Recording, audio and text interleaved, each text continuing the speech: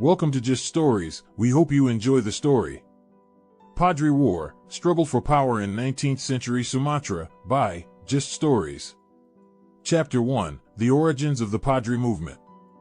In the early 19th century, the island of Sumatra was a region of great diversity, both in terms of its ethnic and cultural makeup, and its political and economic structures. The local rulers, known as sultans, held varying degrees of power and influence over their subjects, while foreign powers such as the Dutch and the British were also vying for control over the island's resources and strategic position. It was in this context that a new movement emerged, which would come to be known as the Padri movement. The movement was rooted in Islamic reformist ideas, and was led by a group of religious scholars who were known as the ulama.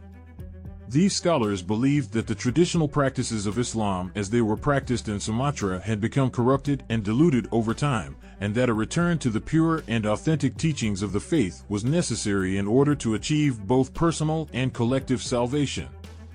The origins of the Padri movement can be traced back to the teachings of a Yemeni scholar named Abd al-Qadir al-Jaziri, who had traveled to Sumatra in the late 18th century. Al-Jaziri's ideas were based on a strict interpretation of Islamic law, which emphasized the importance of ritual purity, moral uprightness, and the strict observance of the Sharia. He believed that these principles had been eroded by the influence of local customs and practices, and that a new movement was needed to restore the true teachings of Islam. Al-Jaziri's ideas found a receptive audience among the ulama of Sumatra, who had long been frustrated with the perceived corruption and decadence of the ruling elites. The ulama saw themselves as defenders of the true faith, and they believed that the only way to achieve their goals was to challenge the established order and establish a new Islamic state that would be based on the principles of the Sharia. The Padri movement began to gain momentum in the early years of the 19th century, as the ulama began to organize themselves into formal networks and to preach their message to the wider population. They called for a return to a simpler and more pious way of life, and they condemned the practices of the ruling elites, which they saw as being incompatible with the teachings of Islam. At the same time, the ulama began to form alliances with local leaders who were sympathetic to their cause.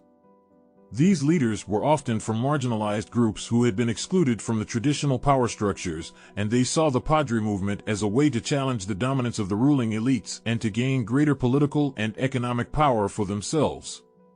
The emergence of the Padri movement was not without controversy, however.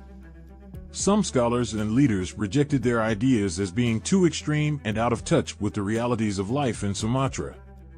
Others saw the movement as a threat to their own power and privileges, and they worked to suppress it by force. Despite these challenges, however, the Padri movement continued to grow and to gain support among a wide range of people in Sumatra. Its message of Islamic purity and social justice struck a chord with many who were disillusioned with the existing power structures, and it would ultimately spark a long and bloody conflict that would shape the history of the region for decades to come. Chapter 2, The Spread of Padri Ideology and the Outbreak of War. As the Padri movement gained momentum in the early years of the 19th century, its message of Islamic purity and social justice began to resonate with a wide range of people in Sumatra. The ulama continued to preach their message in mosques and madrasas across the region, and they also began to disseminate their ideas through pamphlets, books, and other forms of printed material. At the same time, the Padri movement began to form alliances with local leaders who were sympathetic to their cause.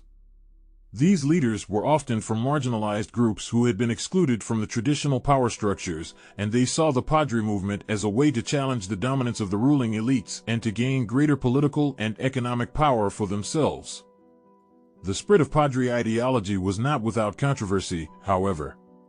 Some scholars and leaders rejected their ideas as being too extreme and out of touch with the realities of life in Sumatra. Others saw the movement as a threat to their own power and privileges, and they worked to suppress it by force. Despite these challenges, the Padri movement continued to gain support among a wide range of people in Sumatra, particularly in the western region of the island. By the 1820s, the movement had become a significant political force, and its followers had begun to challenge the traditional ruling elites for control over the region. The outbreak of war came in 1821, when a group of Padri leaders led an armed rebellion against the Sultan of Aceh, one of the most powerful rulers in Sumatra. The rebellion was initially successful, and the Padri leaders were able to establish their own government in the city of Padang. The outbreak of war quickly spread to other parts of the region, as the Padri movement gained support from local leaders who were unhappy with the existing power structures. In some cases, these leaders were coerced into joining the Padri cause, while in others they saw the movement as a way to gain greater political and economic power for themselves. The Padri forces were led by charismatic leaders who were able to rally large numbers of followers to their cause. They were also skilled in the use of guerrilla tactics, which allowed them to outmaneuver and defeat much larger armies that were loyal to the traditional rulers. The conflict quickly became a complex and multifaceted struggle, with different groups aligning themselves with the Padri or their opponents for a variety of reasons. Some fought for religious or ideological reasons, while others fought for more pragmatic concerns such as power and wealth. The spread of Padri ideology and the outbreak of war had significant consequences for the people of Sumatra. The conflict would continue for more than a decade, causing widespread death and destruction, and it would fundamentally reshape the political and social structures of the region. The Padri movement would ultimately be defeated, but its legacy would continue to resonate in Sumatra for many years to come. Chapter 3: The Changing Fortunes of the Padri and Their Opponents. As the Padri War continued to rage on in Sumatra, the fortunes of the Padri and their opponents began to shift and change over time. The conflict was marked by a series of ups and downs for both sides, with neither able to achieve a decisive victory. In the early years of the war, the Padri were largely successful, winning a number of significant battles and gaining control over large parts of the western region of Sumatra. They were able to establish their own government and to impose their own version of Islamic law in the areas under their control. However, the tide began to turn against the Padri in the mid-1820s as their opponents began to regroup and launch counterattacks. The Dutch, who had been observing the conflict from afar, began to take a more active role in supporting the traditional rulers against the Padri. The Dutch support was significant, as they were able to provide their allies with modern weapons and military training that gave them a significant advantage on the battlefield. The Padri, on the other hand, were largely reliant on traditional weapons such as swords and spears, and were at a significant disadvantage when facing opponents with guns and cannons. Despite these challenges, the Padri were able to mount a tenacious defense, and they continued to fight on for many years. They were able to hold on to their strongholds in the west, and they even launched a number of successful offensives against their opponents.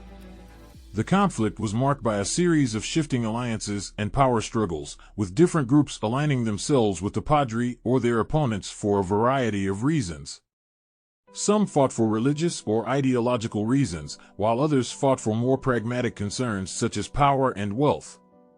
The changing fortunes of the Padri and their opponents had significant consequences for the people of Sumatra. The conflict led to widespread death and destruction, as well as to the displacement of large numbers of people who were forced to flee their homes and seek refuge elsewhere.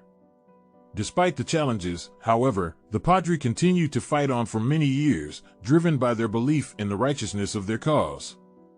Ultimately, however, the forces aligned against them proved too strong, and the Padri were eventually defeated.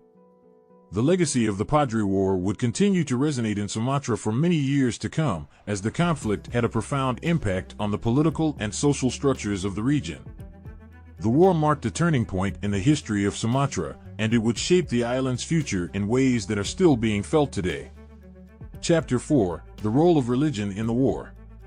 Religion played a central role in the Padri War, as the conflict was driven by competing visions of Islam and its place in Sumatran society. The Padri movement was based on a strict interpretation of Islamic law, which emphasized the importance of ritual purity, moral uprightness, and the strict observance of the Sharia. They saw themselves as defenders of the true faith, and they believed that the traditional practices of Islam as they were practiced in Sumatra had become corrupted and diluted over time. The traditional rulers, on the other hand, were largely influenced by Sufism, a mystical form of Islam that emphasized spiritual purification and the attainment of divine knowledge. They saw themselves as the guardians of the faith, and they believed that their role was to interpret and apply Islamic law in a way that was relevant to the local context. The conflict between these two visions of Islam was a key driver of the Padri War, and it informed the strategies and tactics of the warring parties. The Padri saw themselves as engaged in a holy struggle against the forces of corruption and decadence, and they believed that their victory would bring about a new era of Islamic purity and justice. Religion was also a key factor in the recruitment and mobilization of troops. Both the Padri and their opponents used religious appeals to rally support and to justify their actions.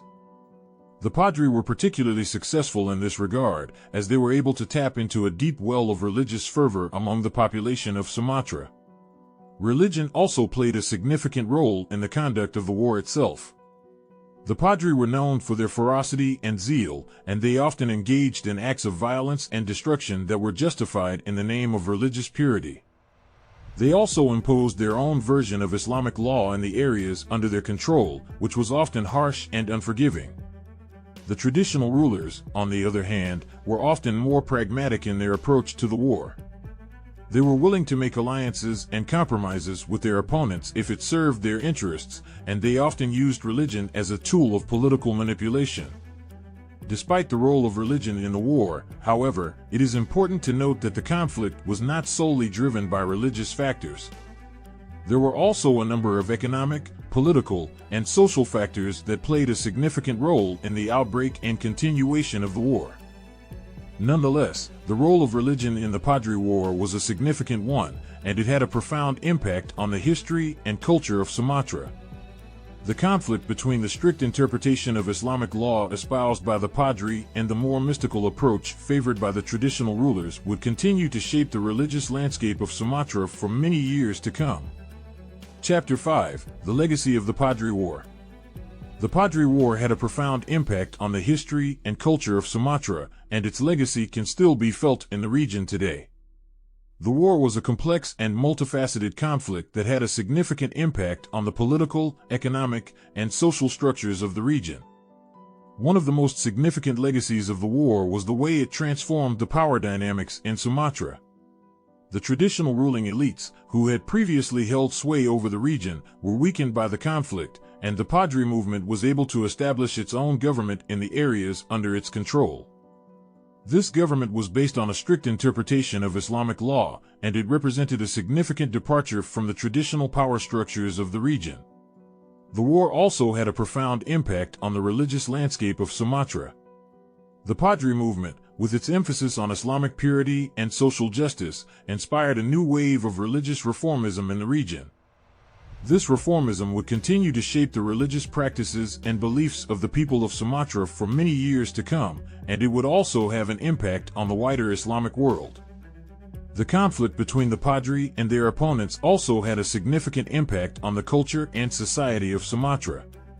The war led to the displacement of large numbers of people, and it caused widespread death and destruction.